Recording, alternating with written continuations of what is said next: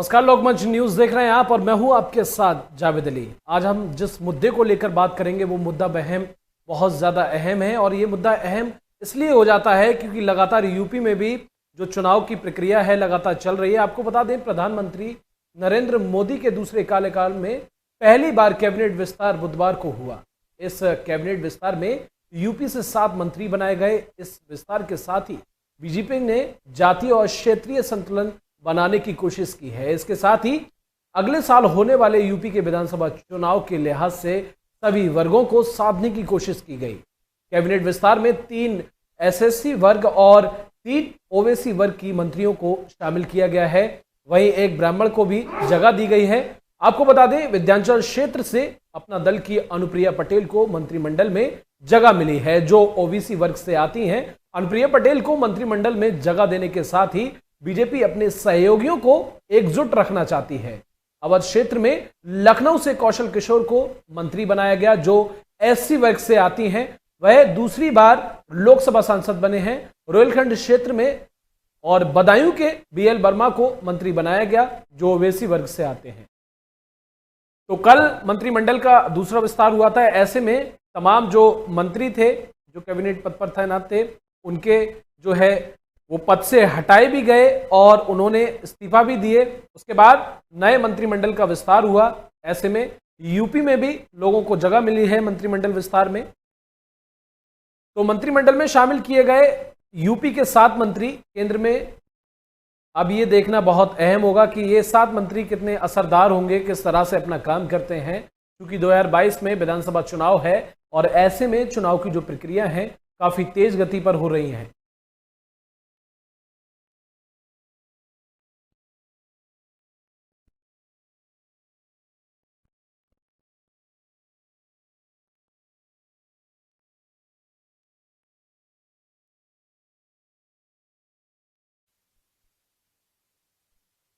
तो जिस तरह से यूपी में 7 मंत्रिमंडल का विस्तार हुआ है, ये देखना बहुत अहम होगा कि आने वाले चुनाव में या फिर जो अब काम होगा वो कितने जो है काम करते हैं, किस तरह से अपना कार्यकाल संभालते हैं, क्योंकि लगातार ये अब 7 मंत्री चर्चाओं में बने हुए हैं और यूपी में अब इन्हीं पर नजरें गड़ी हुई हैं। हमारे साथ मेहमान जुड़ गए हैं, उनसे आपका परिचय करा देते हैं।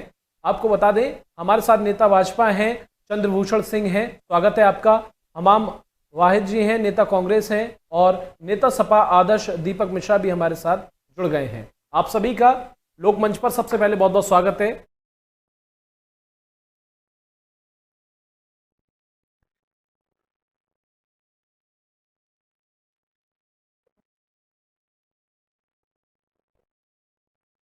तो केंद्रीय मंत्रिमंडल विस्तार 2022 तक ये लगा है और ऐसे में अब ये देखना अहम होगा। मेहमान हमारे साथ जुड़ गए हैं, तो सबसे पहले रुख हम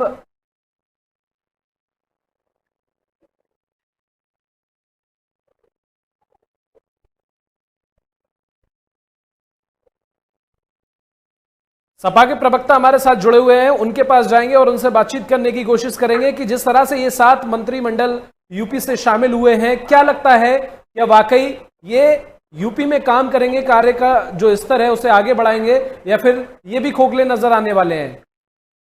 कल जो मंत्रिमंडल का विस्तार हुआ है जी, ये चुनावी मंत्री हैं। ठीक है। इस चुनाव को देखने के लिए इनको मंत्री बनाया गया है, जनता को गुमराह करने के लिए इनको मंत्री बनाया गया है। आज तक क्या हुआ, 4.5 वर्ष में क्या हुआ, उत्तर प्रदेश की जनता सब देख रही है।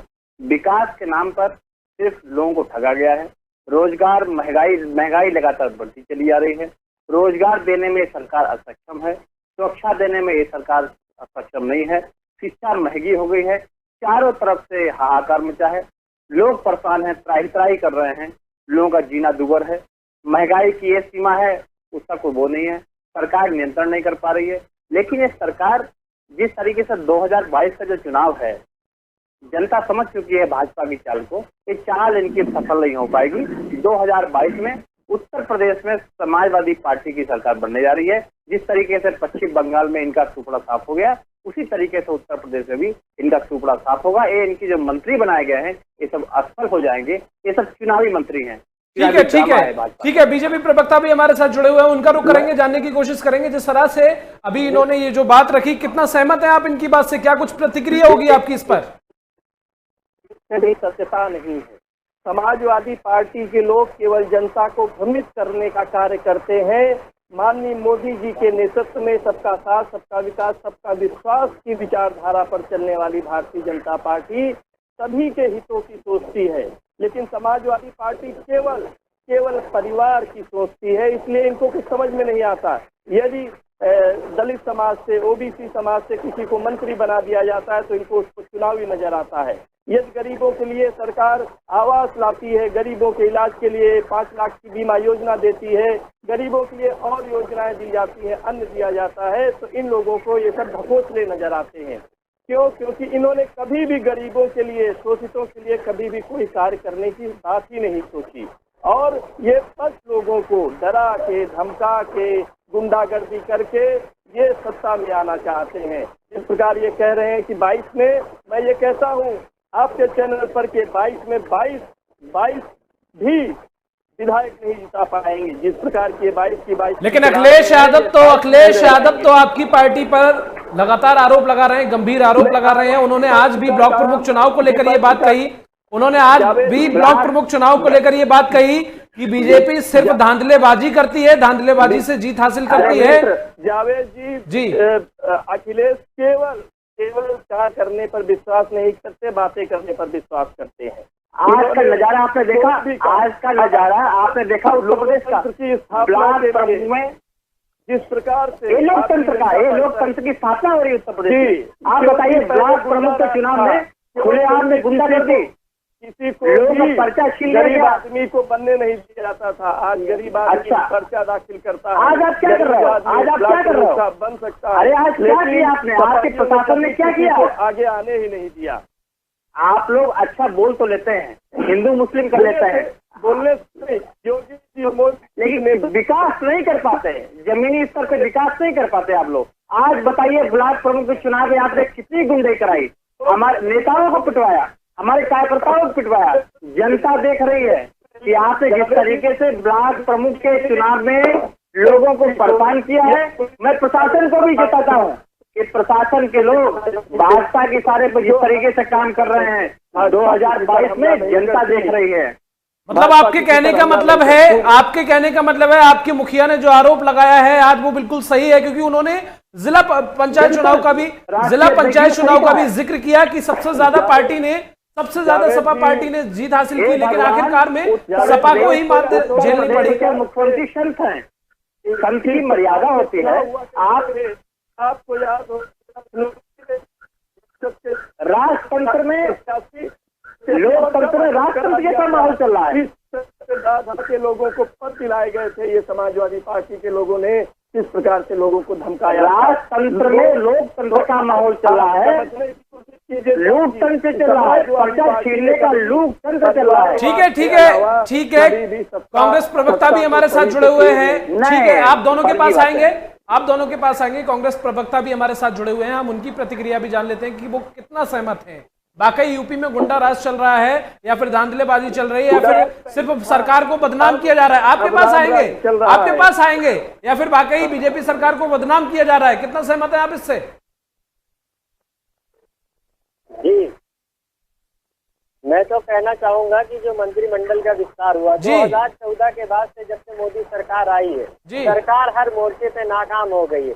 भगवान पहल दावा करने वाली, प्रतिवर्ष 2 करोड़ रोजगार देने वाली मोदी सरकार रोजगार के मामले में भारत के 14 करोड़ लोगों के रोजगार छीनने का काम इस सरकार ने किया। इसलिए अगर मंत्रिमंडल को बदलने से, विस्तार करने से सरकार का अच्छा नहीं होगा, बेहतर ये होता कि प्रधानमंत्री को बदल दिया जाए। मैं तो ये कहना चाहता हूँ कि अगर मंत्रिमंडल में विस्तार हुआ है और कुछ मंत्रियों को इस्तीफा लिया गया है, उनके आधार क्या है? अगर गुड गवर्नेंस और परफॉर्मेंस आधार है जावेद जी, अगर आधार ये है तो धर्मेंद्र प्रधान को प्रमोशन नहीं होना चाहिए था, उनका इस्तीफा लेना चाहिए। जो गरीबों के, आम जन के पैसे को लूटा है, जिन्होंने पेट्रोल और डीजल के लगातार निरंतर ये सरकार ने 7 महीने में 80 मरतबा प्राइस को बढ़ाने का काम किया है, एक्साइज ड्यूटी बढ़ाने का काम किया है, डीजल पे इन लोगों ने 850%। तो आपका कहने का मतलब है जो यूपी से 7 जो मंत्री शामिल हुए हैं मंत्रिमंडल में, आपके कहने का मतलब है उत्तर प्रदेश से जो 7 मंत्रिमंडल में शामिल हुए हैं नेता, वो कोई काम नहीं करेंगे, कोई काम नहीं करेंगे, खोखलेबाजी नजर आएगी। इनके नेता अगर राजनाथ सिंह जो रक्षा मंत्री हैं आएंगे आपके पास, आएंगे आपके पास, एक एक करके प्रतिक्रिया दीजिए, एक एक करके प्रतिक्रिया। डाल के मारा डॉक्टर मनमोहन सिंह ने 8.5 जीडीपी जनता को गुमराह करने का काम कर रहे माइनस लोग। में ले जाने का काम जो वित्त मंत्री ने किया है, उस वित्त मंत्री को इस्तीफा देना चाहिए। क्या आधार है? आधार क्या है? इन लोग का आधार यही है कि मोदी जी के चहेते को मंत्रिमंडल में शामिल किया जाए। गुड गवर्नेंस अगर परफॉर्मेंस इनका मंत्रिमंडल के विस्तार में आधार होता तो राजनाथ सिंह और अमित शाह को इस्तीफा देना चाहिए। अमित शाह की नाक के नीचे जी भाजपा प्रवक्ता की रुख करेंगे, भाजपा प्रवक्ता का रुख करेंगे। आप कुछ कहना चाहते हैं? जी अपनी प्रतिक्रिया दीजिए। जी पूरी मोदी कैबिनेट को इस्तीफा देना चाहिए और जी। आपके प्रधानमंत्री बना देना चाहिए। महोदय आप बताइए, रविशंकर अपने प्रसाद अध्यक्ष को नहीं बदल पा रही है, जिसने एक नारा दिया था गरीब हटाओ। अरे गरीब सरकार में कौन है? गरीब हटा रहे आप लोग अरे गरीब विरोधी तो आप हैं, आप गरीब विरोधी हैं। सुन लीजिए, एक एक करके सभी को समय दिया जाएगा, एक एक करके सभी को समय दिया जाएगा। बात ऐसे पूरी नहीं होगी, भाई चर्चा में ऐसे कैसे आगे बढ़ पाएंगे? सरकार ने किया है। जी आधार क्या है? अपने इसको बदल कर अरे हमारे बीजेपी के नेता जी करना चाहते हैं तो आप अपने अध्यक्ष को बदलिए। अध्यक्ष चाहिए आपको बताना हमारे चाहता हूं अध्यक्ष जी कि राहुल गांधी बीजेपी हमारे अध्यक्ष हैं, वे हैं और रहेंगे। करोड़ों कार्यकर्ता अध्यक्ष जी को, और आप जानते हैं, मैं आपको बता दूं, अरे बदलने और जोड़ने की बात कहाँ चल रही है? और देश में अगर कोई नेता है तो श्री राहुल गांधी ने, और राहुल गांधी ने चलाया था कि देश और दाढ़ी कीमत चुकाने जा रहा है।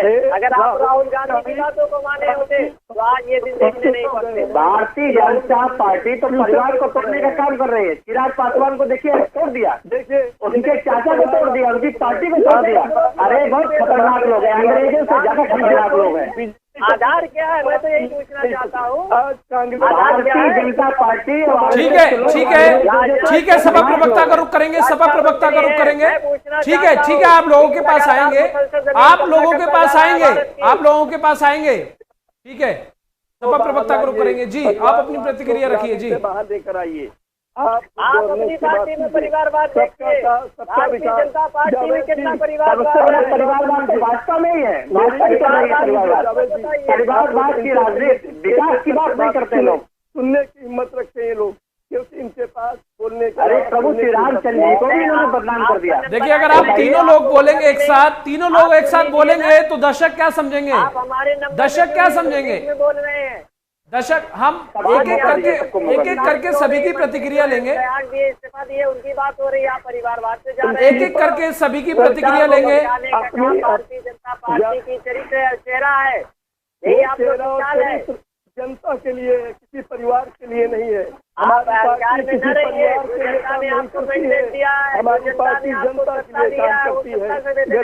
ठीक है, सपा प्रवक्ता का रुख करेंगे, सपा प्रवक्ता का रुख करेंगे, उनकी प्रतिक्रिया जानेंगे। जी देखिए, कितनी अच्छी सरकार, जी मोदी सरकार और योगी सरकार। जी मोदी सरकार मालूम क्या कर रही है? देखिए, दूसरे का घर तोड़ दिया। चिराग पासवान, उसके चाचा को अलग करा दिया, उसको राष्ट्रीय बनवा दिया और उनको अपने मंत्रिमंडल में शामिल कर लिया। देखो, धोखे वाली सरकार, अच्छी और धोखे वाली सरकार क्यों कहते हैं? अरे धोखेबाज लोग हैं। RSS और भारतीय जनता पार्टी के लोग, सुनिए मेरी बात सुनिए, एक भाजपा और RSS के लोग अंग्रेजों से खतरनाक लोग हैं। सावधान रहने की आवश्यकता है। जनता समझ चुकी है, इनकी चालाकी को जनता समझ चुकी है। ये विकास की बात नहीं करते कभी, ये रोजगार की बात कभी नहीं करते। ये क्या बात करेंगे? प्रभु श्री रामचंद्र की बात करेंगे, सीता माता को छोड़ देंगे। अरे कैसे लोग हैं भाई, कैसी विचारधारा है आपकी, कैसी विचारधारा है आपकी? राम की बात नहीं करनी चाहिए क्या? आपके पूर्वज, अरे राम को बात, सीता माता को भी जोड़ लो ना, श्री राम की बात कर लो भाई। श्री राम करोगे आप, हमको तब विकास। आप विकास के मुद्दे पे बात नहीं करते आप लोग। चलिए मुद्दे पर आते हैं, बात करिए। ठीक है, मुद्दे पर आते हैं, सरकार हो गई, मुद्दे पर आते हैं। कुल मिलाकर बात हम मंत्रिमंडल विस्तार की कर रहे हैं, मंत्रिमंडल विस्तार की। ठीक है, नहीं है, मंत्रिमंडल विस्तार की हम बात कर रहे हैं। मुद्दे पर मंत्रिमंडल का जो विस्तार किया गया, क्या होता है 2022 का चुनाव आ गया, आपने क्या किया 2022 को मंत्रिमंडल का विस्तार कर दिया। मैं तो स्पष्ट कहता हूँ ये मंत्री चुनावी मंत्री हैं। 2022 के बाद जब सरकार सपा की बन जाएगी सभी मंत्री हट जाएंगे, आप देख लेना। एक चुनावी मंत्री है, चुनावी मंत्री। मतलब आपका कहने का मतलब है आदर्श जी, आपका कहने का मतलब है सिर्फ कठपुतली की तरह बना के खड़ा किया गया है। आदर्श जी, आपके कहने का मतलब है कठपुतली की तरह बनाकर खड़ा किया गया इन 7 मंत्रियों को। बिल्कुल यही होगा, आप देख लेना। लोग काम करते हैं और बड़ा आरोप है चंद्रभूषण जी आपकी पार्टी पर, बड़ा आरोप है आपकी पार्टी पर। युवा मंत्रिमंडल पहले ऐसा मंत्रिमंडल नहीं देखा होगा जी। युवा मंत्रिमंडल, आप बताइए लोगों को रोजगार नहीं मिल रहा है, आप युवा मंत्रिमंडल की बात कर रहे हो। 2-3-4 आपने युवा मंत्री बना दिए, आप रोजगार कहाँ से लाओगे? रोजगार के मुद्दे पे आप क्या करोगे बताइए ना। महिला सशक्तिकरण के लिए पार्टी कार्य कर रही है। अच्छा, महिलाओं का जिस तरीके से पूरे प्रदेश में पूरे देश में अपहरण हो रहा है, बलात्कार हो रहा है, खुलेआम हो रहा है, आप देख रहे होगे। समाजवादी। लेकिन चंद्रभूषण जी आपने कहा महिलाएं सुरक्षित है, आपने कहा महिलाएं सुरक्षित है, तो ये दर्शकों का सवाल है, ये दर्शकों का सवाल है। ठीक है चंद्रभूषण जी, मेरा आपसे सवाल सुन लीजिए। हाँ, आप गुंडे हो, मुझे पता है। पूरे प्रदेश में हाहाकार मचाया नावेद जी। आप देखा ब्लाकों को चुनाव में आपने पर्चा दाखिल नहीं करने दिया, पर्चा दाखिल नहीं करने दिया आपने, लाठी चलवाई पुलिस की। अरे प्रशासन के लोगों से सावधान रहना चाहता हूँ, सरकारें। लेकिन चंद्रभूषण जी, अखिलेश यादव ने तो आज ही इस बात की पुष्टि की है कि महिलाएं जो हैं, जो ब्लॉक प्रमुख चुनाव को लेकर जिन्होंने नामांकन किया है, बीजेपी लगातार उन पर दबाव बना रही है। महिलाओं या पुरुष लगातार दबाव बनाया जा रहा है, लगातार उन्हें धमकाया जा रहा है। उनके पति को उठा ले जा रहे हैं, उनके बच्चों को उठा ले अपहरण कर रही है। अरे भारतीय जनता पार्टी के लोग उनका अपहरण कर रहे हैं। बीजेपी में आकर शामिल हो, किस जिले में नहीं हुआ? हमारे हरदोई में हुआ, हर पूरे प्रदेश में हो रहा है, सिद्धार्थनगर में हुआ, बलिया में हुआ, कहाँ नहीं हुआ? जिला पंचायत में सबसे ज्यादा वोट मिले आपको, 7 वोट मिले। ठीक है, सुनिए। हाँ, क्या हुआ? आपने हमारे नेताओं को क्या अपहरण कर लिया, उनको उठा लिया जबरदस्ती उनके ऊपर। आप अपने कर्मों का बोल रहे हैं। समाजवादियों ने पूरे प्रदेश को गुंडा राज बना दिया था। आज अरे क्या हो रहा है? गुंडा ही नहीं तो क्या है? पूरे उत्तर प्रदेश में गुंडा ही हो रही है आपकी सरकार में। हमाम बाहित जी का रुख करेंगे, हमाम बाहित जी का रुख करेंगे। ठीक है धुले हो ना। ठीक है, हमाम बाहित जी का रुख करेंगे। हमाम जी, मैं आपसे जानना चाहूंगा, जिस तरह से 7 मंत्रिमंडल का तो विस्तार हुआ है, उत्तर प्रदेश से ये लोग शामिल हुए हैं, ऐसे में ब्लॉक प्रमुख चुनाव चल रहे हैं उत्तर प्रदेश के अंदर, आपको पता है नामांकन भी हुआ है। ऐसे में तमाम जो विपक्षी नेता आए हैं या विपक्षी वो प्रत्याशी हैं जिन्होंने नामांकन अपना दाखिल किया है, उन्होंने तमाम आरोप लगाए हैं बीजेपी सरकार पर। और अखिलेश यादव सपा अध्यक्ष जो है, उन्होंने भी इस बात की पुष्टि की है कि जो है इन लोगों पर प्रेशर बनाया जा रहा है, दबाव बनाया जा रहा है। तो वाकई क्या जिस तरह से एक तरफ मंत्रिमंडल का विस्तार, 7 मंत्री शामिल हो रहे हैं, दूसरी तरफ जो है दबाव बनाया जा रहा है, और अगर पुलिस प्रशासन की बात की जाए तो पुलिस प्रशासन नतमस्तक है, कुछ कर नहीं पा रहा है, तो ये सब इस तरह की वारदातें निकलकर सामने आ रही, क्या कुछ लगता है? बिल्कुल जावेद जी, इसमें पूर्ण रूप से सच्चाई है। अभी आपने सीतापुर की वीडियो वायरल हुई जहाँ पे पुलिस अपनी जान बचाने के लिए भाग रहे। ये स्थिति है कानून का राज। बड़े बड़े संविधान की और बड़े बड़े लोकतंत्र की दुहाई देने वाली भारतीय जनता पार्टी कन्नौज में एबीपी गंगा के पत्रकार पे भारतीय जनता पार्टी के युवाओं ने, गुंडों ने उस पर हमला किया, और इसी तरीके से ईटा में दूसरे पत्रकार, आज तक के पत्रकार पर। तो ये सारी घटनाएं इनके यहाँ पत्रकार ने सुरक्षित नहीं, ये तो पत्रकारिता के फेवर में है ना। दिल्ली में कुछ नाम न्याज जो चैनल है जो दिन भर मोदी मोदी मोदी करते रहते हैं, ये लोग पत्रकारिता के चक्कर में, और उनके पत्रकार, उन्हीं चैनलों के पत्रकार यहाँ पीछे जा रहे हैं। लोकतंत्र की हत्या करके पंचायत चुनाव जीता गया, अब ब्लॉक प्रमुखी के चुनाव में वही मापदंड ये दोहरा रहे हैं। दूसरी बात, अभी भाजपा महोदय ने कह रहे थे कि महिलाओं को जगह दी गई है, महिलाओं को मंत्रिमंडल में जगह दी गई। मैं ये कहना चाहता हूँ, बड़ा बड़ा नारा दिया गया महिला के सशक्तिकरण का, महिलाओं की सुरक्षा का। उन्नाव में जिस पीड़िता के साथ रेप हुआ, जिस पीड़िता के साथ बदगुमानी हुई, और उनके जो दोषी है कुलदीप सिंह सेंगर, उनके लिए रैली कौन निकाल रहा था? स्वामी चिन्मयानंद के लिए सरकार खड़ी रही, आपका हाथरस की घटना में जो पीड़िता से मिलने, जो भी दल, जो भी व्यक्ति, जो भी समाजी कारकुन मिलने जा रहा था, भारतीय जनता पार्टी के गुंडे उन पे पत्थर बरसाने का काम कर रहे थे। नहीं, इस्मत ईरानी चुप थी। जी, इस्मत ईरानी चुप थी, नहीं बोल रही थी। वो कहाँ चली गई? इस्मत ईरानी ने महिलाओं से करके सुना था। अभी जिला पंचायत में आपके बलिया में समाजवादी सोनभद्र में जो आदिवासियों पे चंद्रभूषण जी बड़े आरोप है आपकी सरकार पर। तमाम लोक मंच के दर्शक जो है देख रहे हैं, तमाम लोक मंच के जो दर्शक हैं सुन रहे हैं, देख रहे हैं जो गंभीर आरोप आपकी सरकार पर लगाए जा रहे हैं। महिला सुरक्षा की बात करने वाले भारतीय जनता पार्टी गिरिबान में जाके सही कहा। जो इनकी बात करेगा वो सुरक्षित रहेगा, जो इनकी बात नहीं करेगा इसको परेशान किया जाएगा। आप लोग का जो असर हुआ वही उत्तर प्रदेश के मंत्रियों का। ठीक है वाहिद जी आपको समय फिर दिया जाएगा। वाहिद जी आपको फिर समय दिया जाएगा, आपको समय दिया जाएगा। आदर्श जी वाहिद जी मैं आपसे कह रहा हूँ आप लोगों को समय दिया जाएगा, आप लोगों को समय दिया जाएगा। चंद्रभूषण जी का रुख करेंगे। जी आपकी प्रतिक्रिया, चंद्रभूषण जी आपकी प्रतिक्रिया। आपको समय दिया जाएगा, अब उनकी सुन लेते हैं, उनकी प्रतिक्रिया जान लेते हैं। क्या अखिलेश यादव ग्राम प्रधान के चुनाव लड़ने जा रहे हैं? किस प्रकार की राजनीति उनको पता है कि प्रदेश में वो खत्म हो गए हैं। उनके अब 22 विधायक भी नहीं आने वाले, उनके आने वाले 22 के चुनाव। अच्छा ये बताइए, जिला पंचायत मेंबर सबसे ज्यादा हमारी पार्टी के जीते, जिला पंचायत के सबसे ज्यादा मेंबर हमारी पार्टी के जीते, और आपने क्या किया? उनका अपहरण करा लिया, उनको छीन लिया। अरे क्या है की राजनीति है? लोकतंत्र में राजतंत्र का माहौल पता कर रहे हैं आप लोग।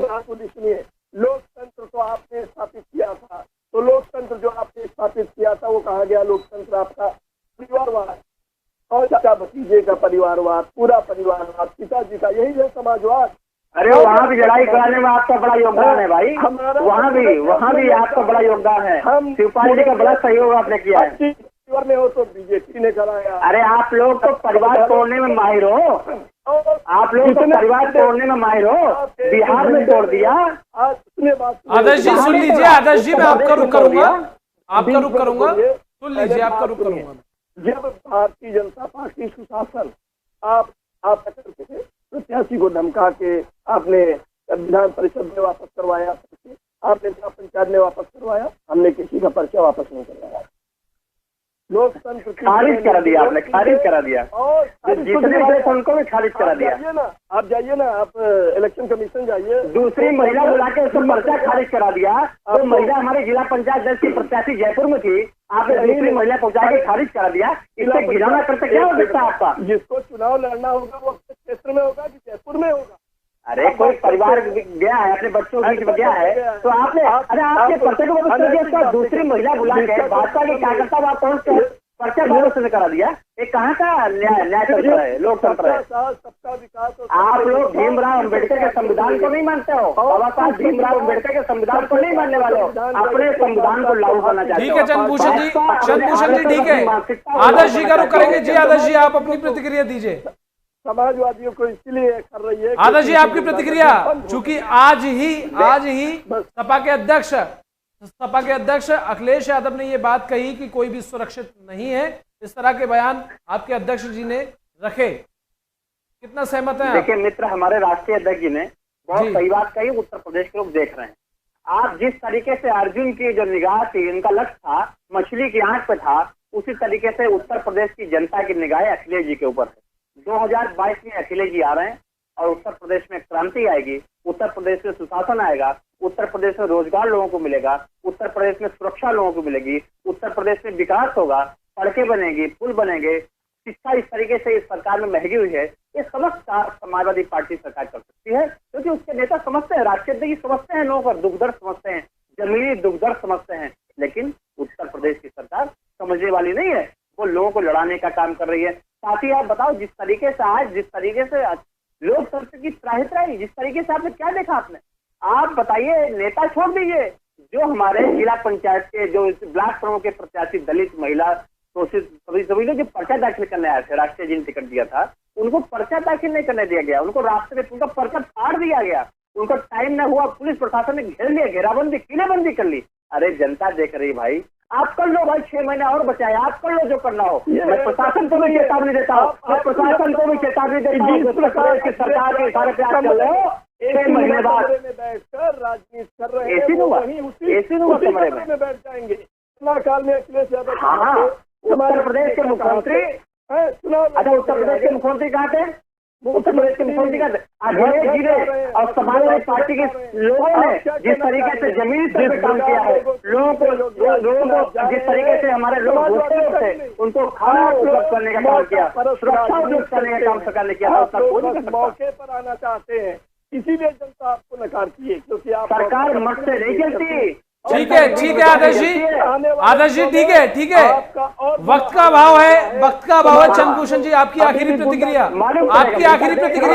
चंद्रभूषण जी आपकी आखिरी प्रतिक्रिया, वक्त का अभाव है, आपकी आखिरी प्रतिक्रिया। क्या हुआ उत्तर प्रदेश में?